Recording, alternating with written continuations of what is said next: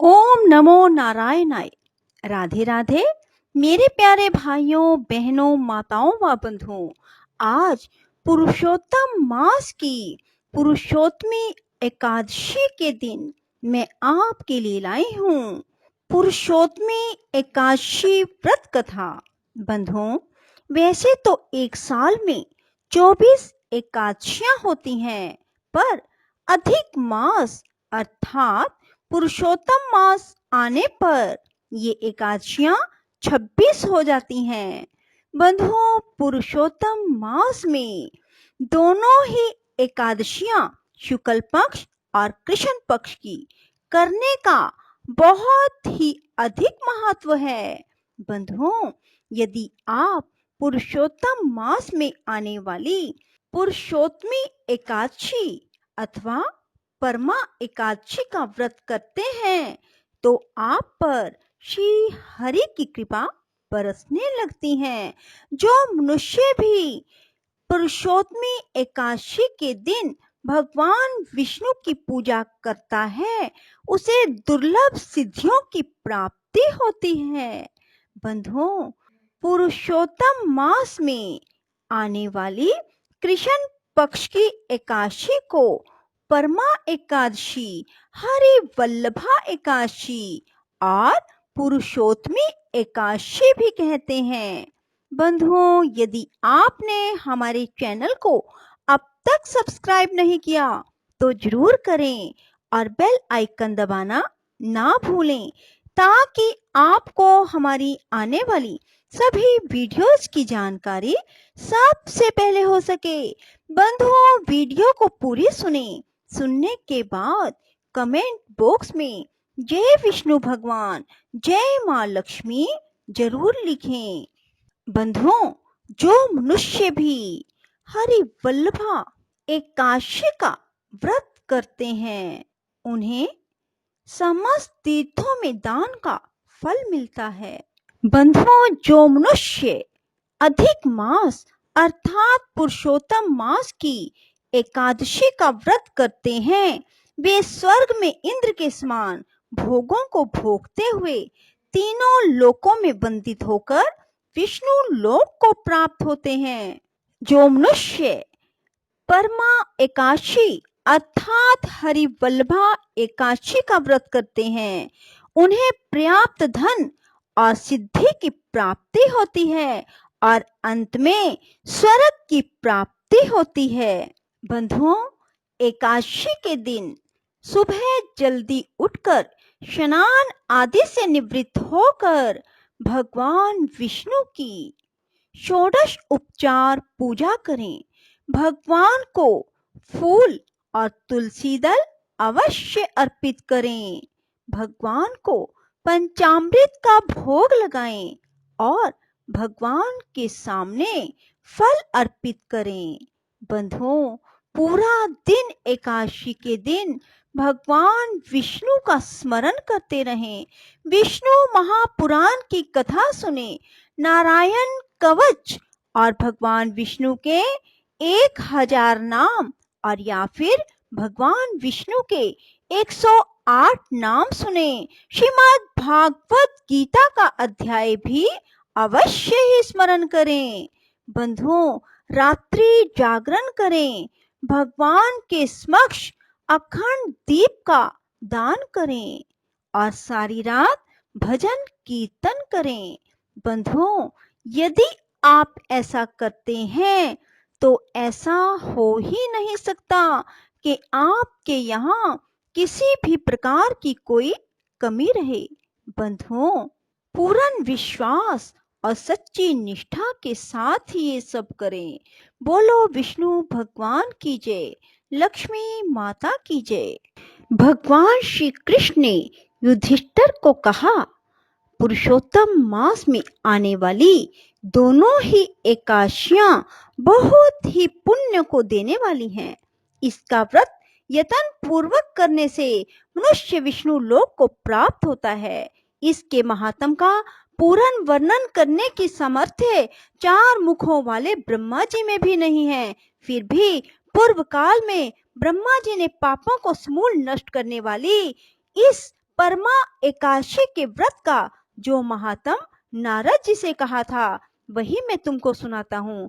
भगवान श्री कृष्ण बोले, हे राजन, दशमी के दिन व्रत आरंभ करें।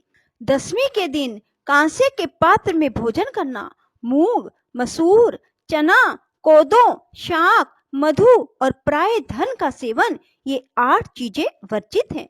हविष्य अर्थात जौ, चावल का भोजन ना करें, नमक भी ना खाएं, भूमि पर सोएं और ब्रह्मचर्य से रहे। एकादशी के दिन प्रातः काल उठकर शौच आदि से निवृत्त हो दंत धावन करें और 12 कुल्ले जल के करके शुद्ध हो जाएं।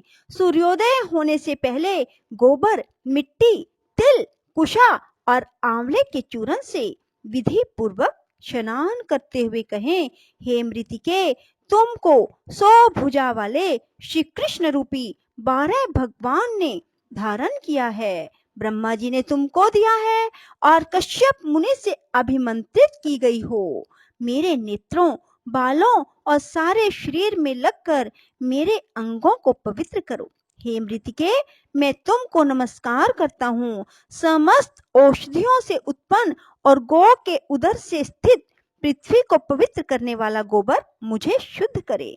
ब्रह्मा जी के थूक से उत्पन्न लोक को पवित्र करने वाले आंवले, तुमको नमस्कार है। तुम्हारे स्पर्श से मेरा शरीर पवित्र हो। हे शंख, चक्र, गदा धारण करने वाले विष्णु भगवान, आप मुझको अपने तीर्थ में स्नान की आज्ञा दीजिए।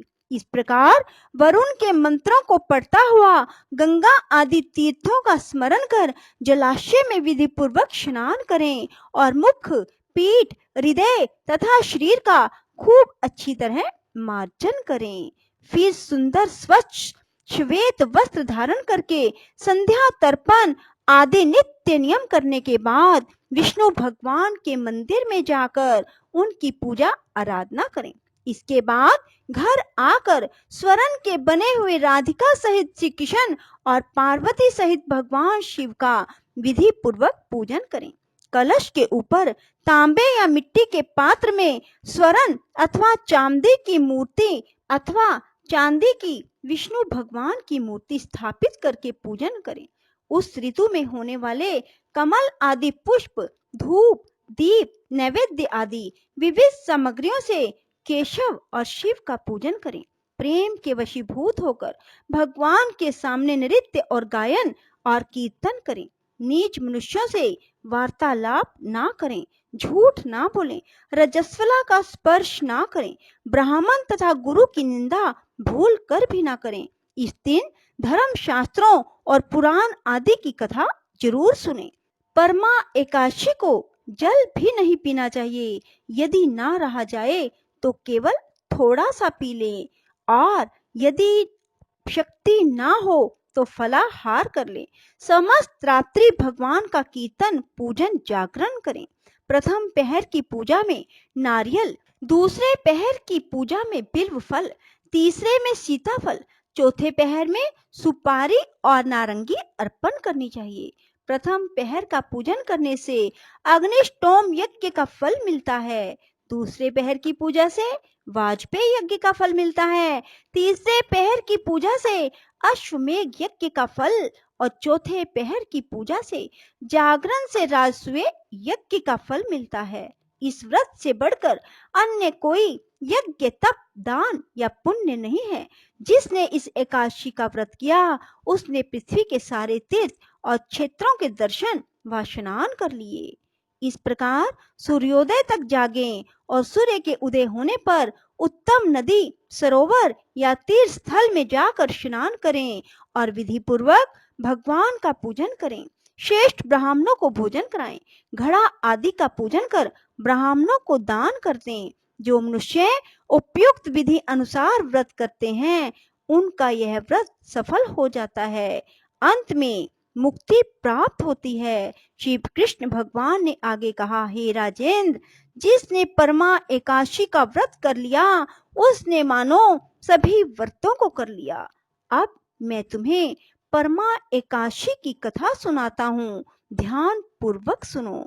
धर्मराज युधिष्ठिर बोले, हे वासुदेव, अब कृपा करके मल मास के कृष्ण पक्ष की एकादशी का नाम, उसके व्रत की विधि और महात्म को विस्तार पूर्वक बतलाइए। श्री कृष्ण बोले, हे राजन, इस एकादशी का नाम परमा है। इस व्रत के प्रभाव से समस्त पाप नष्ट होकर लोक में सुख और अंत में मुक्ति मिलती है। शुक्ल पक्ष की एकादशी के समान ही इसकी विधि है। नरोत्तम भगवान का भक्ति पूर्वक पूजन इस एकादशी में करना चाहिए। इस बारे में एक मनोहर कथा जो काम्पल्य नाम नगर में हुई, मैं तुमसे कहता हूँ। प्राचीन काल में काम्पल्य नामक रमणीय नगर में सुमेधा नाम का एक अत्यंत धर्मात्मा ब्राह्मण रहता था। उसकी स्त्री भी अत्यंत पतिव्रता थी, परंतु दुर्भाग्यवश वे अत्यंत दरिद्र थे। अनेक मनुष्यों से भिक्षा मांगने पर भी उनको भिक्षा नहीं मिलती थी। इस कारण भली प्रकार भोजन, वस्त्र और रहने को स्थान तक नहीं था। रूप व योजन से संपन्न उसकी स्त्री अपने पति सहित अत्यंत कठिनता से जीवन निर्वाह किया करती थी।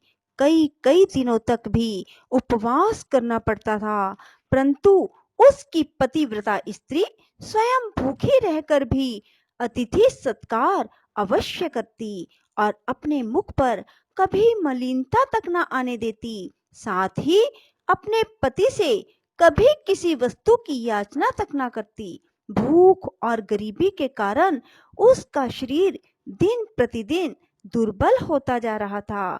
अपनी स्त्री के दुर्बल शरीर एवं घर में अन्न का अभाव देखकर सुमेधा ब्राह्मण एक दिन अपनी स्त्री से कहने लगा, हे प्रिय, यदि मैं किसी श्रेष्ठ मनुष्य से धन मांगता हूँ तो मुझको कोई कुछ देता ही नहीं। मैं क्या करूँ, कहाँ जाऊँ? बिना धन के घर के कार्य सिद्ध नहीं होते। अतः मुझको विदेश जाने की आज्ञा दो, जिससे मैं कुछ धन प्राप्त कर सकूं। मुझे कुछ प्रयत्न तो करना ही चाहिए, क्योंकि बिना उद्यम के कार्य की सिद्धि नहीं होती।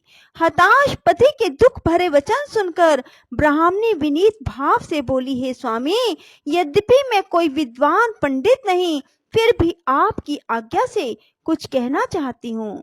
पूर्व जन्म में जो मनुष्य विद्या, धन और भूमि दान करते हैं, उन्हें ही इस जन्म में विद्या, धन और भूमि मिलती है। यदि कोई पूर्व जन्म में दान नहीं करता तो भगवान उसे केवल अन्न ही देते हैं। मैं आपका वियोग नहीं सह सकती। पति रहित स्त्री की संसार में माता पिता, भ्राता, ससुर एवं संबंधी आदि सभी निंदा करते हैं। इसलिए आपको यहीं पर रहना चाहिए। अपनी स्त्री के ऐसे वचन सुनकर वह ब्राह्मण परदेश नहीं गया और काम्पल्य नगरी में ही दिन काटने लगा। कुछ समय के पश्चात कौंडिन्य मुनि काम्पल्य नगरी में पधारे। उनको आते देखकर सुमेधा और उसकी पत्नी ने ऋषि कौंडिन्य को प्रणाम किया और कहा, हम आज धन्य हैं। आज हमारा जीवन आपके दर्शन मात्र से ही सफल हुआ। उनको अपने घर लाकर आसन और भोजन दिया। भोजन के पश्चात उस पतिव्रता स्त्री ने मुनि से पूछा, हे मुनि, आप मुझे दरिद्रता का नाश करने का उपाय बताएं। मैंने अपने पति को परदेश में धन कमाने जाने से रोका है। मेरे भाग्य से आप आ गए। मुझे पूर्ण विश्वास है कि अब हमारी दरिद्रता दूर हो जाएगी। आप हमें दरिद्रता मिटाने वाले किसी व्रत के बारे में बतलाइए। कौंडिन्य ऋषि को ब्राह्मण दंपति पर दया आ गई और बोले, हे देवी, मल मास के कृष्ण पक्ष की परमा एकादशी के व्रत से समस्त पाप, दुख और दरिद्रता आदि नष्ट हो जाते हैं। जो मनुष्य इसका व्रत करता है वह धनवान हो जाता है। इस व्रत में नृत्य, गायन और भजन कीर्तन सहित रात्रि जागरण करना चाहिए। कुबेर को महादेव जी ने इस व्रत के कारण धन अधिपति बना दिया था। इस व्रत के प्रभाव से सत्यवादी राजा हरिश्चंद्र को पुत्र, स्त्री और राज्य प्राप्त हुआ था। तत्पश्चात मुनि ने उसको एकादशी के व्रत की समस्त विधि बतलाई। मुनि ने व्रत का विधान बतलाने के बाद कहा, हे ब्राह्मणी, पंचरात्रि व्रत इससे भी अधिक उत्तम है। परमा एकादशी के दिन प्रातः काल नित्य क्रम से निवृत्त होकर विधि पूर्वक पंचरात्रि व्रत आरंभ किया जाता है। जो मनुष्य 5 दिन तक निर्जल व्रत करते हैं वे अपने माता पिता और स्त्री सहित स्वर्ग को जाते हैं। जो 5 दिन तक संध्या को केवल एक समय भोजन करते हैं वे स्वर्ग को जाते हैं। जो मनुष्य स्नान करके 5 दिन ब्राह्मणों को भोजन कराते हैं उन्हें समस्त संसार को भोजन कराने का फल मिलता है। इस व्रत में जो घोड़े का दान करता है उन्हें तीनों लोक दान करने का फल मिलता है। जो मनुष्य उत्तम ब्राह्मण को तिल सहित दान करते हैं वे तिल की संख्या के बराबर विष्णु लोक में रहते हैं। जो घी का पात्र दान करते हैं वे सूर्य लोक को जाते हैं। जो 5 दिन तक ब्रह्मचर्य पूर्वक रहते हैं वे देवांगनाओं के साथ स्वर्ग में भोग करते हैं। हे पवित्रे, तुम अपने पति के साथ इस व्रत को करो, इससे तुम्हें पर्याप्त धन और सिद्धि प्राप्त होगी और अंत में पति सहित स्वर्ग को जाओगी। कौंडिन्य मुनि के ऐसे कहने पर ब्राह्मण दंपति ने 5 दिन परमा एकादशी का व्रत किया। व्रत समाप्त होने पर उसने देखा कि एक राजकुमार अपने सेवकों सहित उसके सामने खड़े हैं। राजकुमार ने ब्रह्मा की प्रेरणा से एक सुंदर नवीन मकान जो कि सब वस्तुओं से सजा हुआ था रहने के लिए उन्हें दिया। साथ ही राजकुमार आजीविका के लिए एक ग्राम देकर अपने महल को चले गए। वे दोनों इस व्रत के प्रभाव से अपनी संतानों सहित अनंत सुख भोग कर अंत में स्वर्ग लोक को प्राप्त हुए। जो मनुष्य परमा एकादशी का व्रत करता है उसे समस्त तीर्थों में दान आदि का फल मिलता है।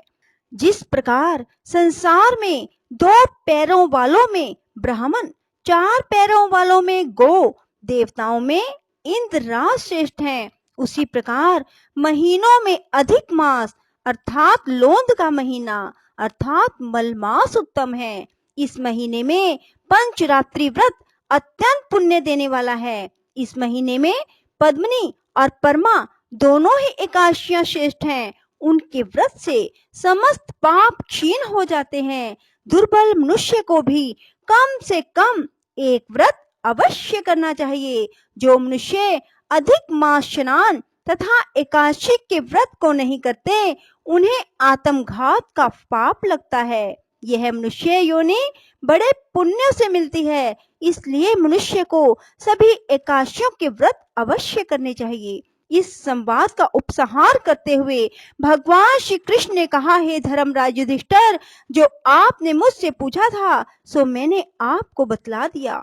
अब आप इसका व्रत भक्ति पूर्वक कीजिए। जो मनुष्य अधिक मास की एकादशी तथा शिवरात्रि का व्रत करते हैं वे स्वर्ग में इंद्र के समान भोगों को भोगते हुए तीनों लोकों में वंदित होकर विष्णु लोक को प्राप्त होते हैं।